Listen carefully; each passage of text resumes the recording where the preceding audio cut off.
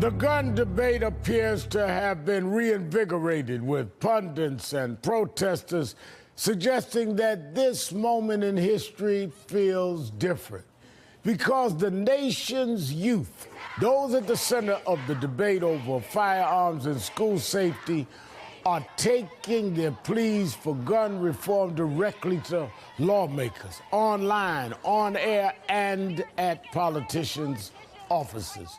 These kids and their supporters have kept the story front and center, to the chagrin of the gun lobby and conservative media, which has pushed back with character assassination against grieving children and their parents.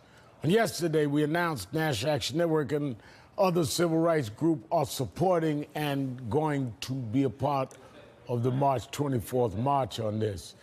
But joining me now is Lucy McBath, whose unarmed son, Jordan Davis, was shot and killed by a Florida motorist in 2012, and David Hogg, a survivor of last week's shooting at Marjorie Stoneman Douglas High School in Parkland, Florida. Let me start with this, David. I've been involved for many years fighting around many cases of violence, both civilian and police. And one of the things that you and Lucy have in common is survivors. I think people don't understand the human toll that families and survivors go through. This is real life. You're not an activist, you are now, but you didn't wake up one morning and say, like I did, I want to be a civil rights leader or something. And this is near and dear to you. You could have lost your life, and you lost the lives of your friends. Explain to people how that feels, the pain and anxiety you're going through.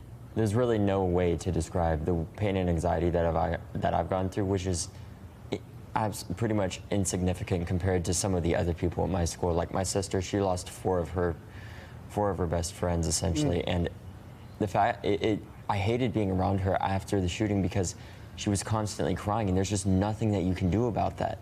It infuriated me that I couldn't do anything about that. And what people need to realize is the real human cost here and how everybody's connected to this. Even when I was getting my makeup done here, one of the makeup artists was talking about how they recently had their nephew gunned down at a party at college, and it's undescribable. Honestly, it really is. You don't know how these things will affect you until they actually happen to you, but I don't want this to happen to anyone else, and sadly, that's why I'm trying to stand up and take action. And in reality, I wish that if Cameron, me, Emma, everyone else, if we couldn't exist and we could just still be standing up with everybody else and there was like no leader to this movement, that's how I'd want it. I want this to be about these 17 individuals. When these bills are eventually passed, regardless of whether or not that's in this Congress or the next, these individuals need to be the names of these laws because they need to be remembered, and they have to be if we ever want to change anything. Lucy, this was your son, and this is something taken away from you that could never be replaced. And you turn that pain into an empowered movement, and mothers of the movement, and toured this country and still do. And now you see a new manifestation with David and his classmates. But this is a real passion, but it's personal. A mother having to bury their child because of the lax gun laws. How, as a mother, are you looking at this new wave of movement around how we deal with gun safety and school safety? Well, first and foremost, Reverend Al, thank you so much for asking that question, but I do want to give my heartfelt condolences to David and all of the friends and peers that he's lost. I am so sorry that you had to go through this, because I know exactly how you feel. And I'm so grateful to you. I think America is so grateful to you for standing up, you and your peers, and speaking out about this horrific tragedy that you've suffered. You should never, ever have to live like this. And I applaud you for everything that you're doing. And I want you to know that the country we're standing behind you. We support you because I understand unequivocally what you feel and how you think about what's been happening around the country. And I think it's just a tragedy. It's absolutely a tragedy that there again, you know, the 96 people in this country every single day that are dying by this horrific gun violence, it includes children. When is this going to end? This is just morally unethical, spiritually unethical. This is a cancer on society. And when our children are dying in the streets, we should be crying out from the rafters about what are we going to do about this extremist gun culture. And I applaud you for standing up and moving forward to protect your own futures, David. You really are to be applauded for this. You know, one of the things that really was impressive to me, if you can be impressed during this kind of tragedy, is how you young people, some came to our weekly rally in Harlem yesterday, reached out and said, you know, there's some communities that go through this every day. We want everybody with us to march. We want this to be inclusive. And there are those that'll rumble and say, well, when it was happening in our communities, nobody cared. It doesn't matter when. We're all in this condition now.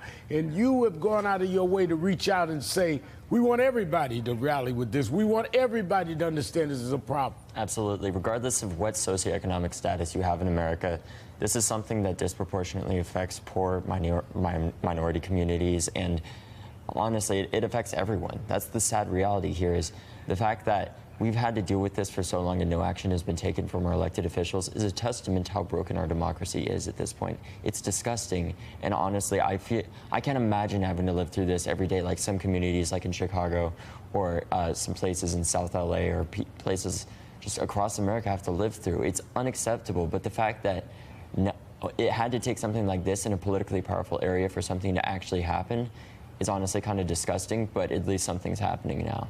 Lucy, as we see this now expanding and these young people, and one of the things I hope is, as all of us supported, that the young people, they should even let the older folks talk. The young people do the speak. The young people make the appeal. These were their friends that were killed here. It was your son who was a young person. Does it make you feel, despite the pain, that there's some pride in what you and Mothers of the Movement and others have been able to do, that people may start listening even more in these chambers of legislation? Absolutely, Reverend L. Anything that we've been able to accomplish in terms of bringing to light this extremist cancer on the nation is definitely a move in the right direction. You know, as a mother of the movement, we talk to millennials, we talk to young people all around the country, letting them understand that they are not far removed from this violence. And the fact that this has actually happened once again is just to attest to the fact that this is an extreme just a cancer on society, and it has to be dealt with. No one is immune from it, and most definitely, I would say, as a minority mother, a black mother, is that, you know, the big question is that for so long people in this country thought that it was only happening in the urban community. Well, absolutely not. This happens all around the country. No demographic is immune from it, and anything that we can do to have, you know, any demographic, any person that wants to stand up and speak against this just horrible cancer on the country, we ask you to please stand up, speak David, out. Yeah. You wanted to say something to that? Honestly, you're completely right. Getting up and standing up, regardless of who you are, how much money you make, or wherever you come from, we need to stand up as Americans, not as Democrats or Republicans. We need to come together and work together. And we need more people like you that are running and have sadly had to be brought into this debate because of something awful that's happened to them personally. We need people like you that are out there trying to change the world for the better, aren't working on behalf of the NRA, aren't working on behalf of any special interest gun lobby. We need people like you. Honestly, I don't care if you're Democrat or Republican at this point. If you're somebody that cares about our children's lives and our future, I can fully support it. Well, and we need people like you, David, that'll stand up when history and the times call for that. Thank you both, Lucy McBath and David Hogg.